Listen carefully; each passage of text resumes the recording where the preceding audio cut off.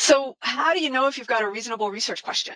And by reasonable, I don't mean one that, that addresses a gap in the knowledge, okay? Although that would make it a reasonable research question.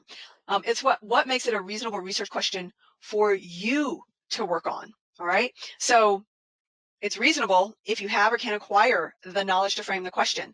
So that's why we've been having this look at the library, and we've been looking at the literature review, because you have to have sufficient knowledge to frame the question.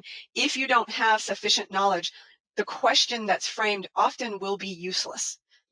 And by that I mean maybe someone else has already answered that research question, or you don't know enough to ask the question intelligently.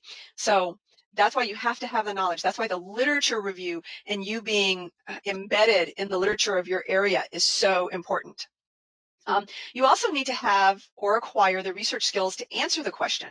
So if you're doing data analysis, it's that you're acquiring those skills. If you're doing qualitative, a survey or an interview or an ethnography, then it takes skills to do those. So, and the only way to do it is the same way you get to Carnegie Hall, and that's practice, practice, practice. So somebody teaches you how to do it, and then you do it time and time again. Okay.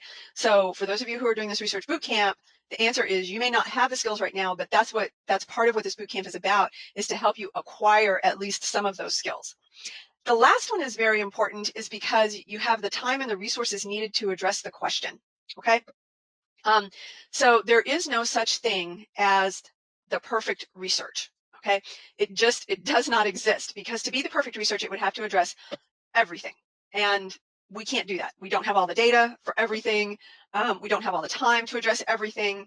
So regardless of what you're researching, you will have to put constraints around it. And that is fine. Those are called limitations. Those are the limitations of your research. That is fine, okay? Because as long as you acknowledge what those constraints are, what those limitations are in discussing your research, either in the discussion for it or the conclusion, as long as you're very clear about what were the constraints and how does that impact your conclusions, it's okay. So time and resources, those are always constraints. You don't have all the time in the world. You don't have all the resources in the world. And I put data under resources. So for those of you who are doing secondary data analysis, that's where I put data, is under resources.